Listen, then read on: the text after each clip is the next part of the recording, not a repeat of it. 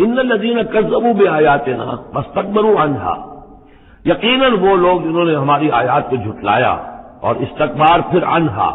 اور بر بنائے تکبر ان کو رد کیا، اعراض کیا ان سے تکبر کی بنیاد پر، لا تفتح لهم ابواب السماء، ان کے لیے آسمان کے دروازے کبھی نہیں کھولے جائیں گے۔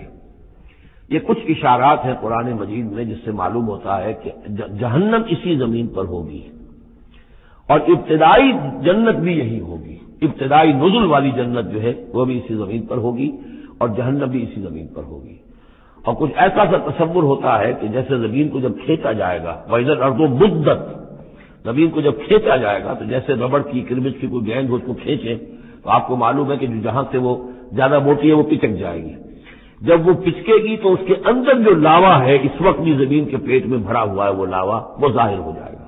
اور وہ جہنم ہوگی۔ واللہ عالم، یہ کچھ اندازے ہوتے ہیں بعض اشارات سے،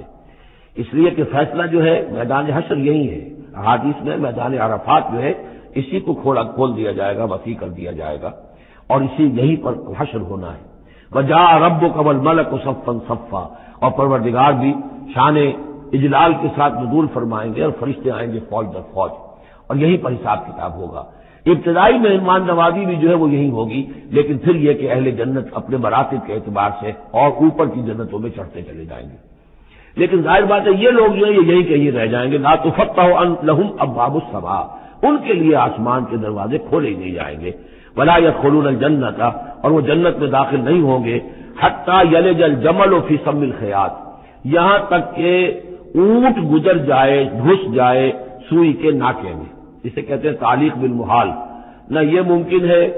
کہ سوئی کا ناکا اتنا بڑا ہو جائے کہ اونٹ گزر جائے، یا اونٹ اتنا چھوٹا ہو جائے کہ سوئی کے ناکے میں داخل ہو جائے، نہ ان کفار کے جنت میں داخل ہونے کا کوئی امکان ہے۔ اور یہ بات بھی نوٹ کیجئے کہ یہی بات اصل میں حضرت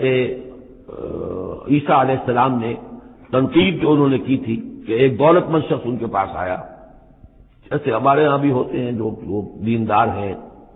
سیٹھ ہیں اور وہ دین کے کام بھی کرتے ہیں، تو انہوں نے کہا کہ بتائیے آپ کی تعلیم کیا ہو؟ کہ نماز پڑھو، روزہ رکھو۔ کہ نماز روزہ میں کرتا ہوں۔ اچھا اپنے غریبوں کے اپنے بال میں سے دو، یہ کرو وہ کرو، یہ بھی میں کرتا ہوں، آپ بتائیے اور کیا ہے؟ آخر میں فرمایا حضرت مسیح نے، اچھا اپنی صلیب اٹھاؤ اور میرے ساتھ چلو۔ یعنی یہ کہ اب وہ ہے وہ جد و جہد حق و باطل کی کشاکش، یہ نیکی کے کام کرنا، دھندوں میں لگے رہنا اور اپنے ساتھ کچھ نہ کچھ نیکی کا کام ہے، کچھ پن ہے، کچھ خیرات ہے، کچھ ثواب کے کام ہے، کوئی نماز ہے، روزہ ہے، یہ تو آسان ہے، لیکن یہ کہ اس کشاکش حق و باطل جو ہے اس میں لگنا، کہ جس میں پھر اندیشہ ہو کہ پھانسی بھی آ سکتی ہے،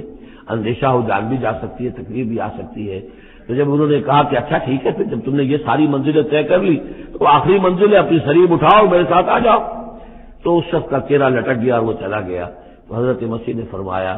کہ اونٹ کا سوئی کے ناکے میں سے گزرنا ممکن ہے، لیکن کسی دولت مند شخص کا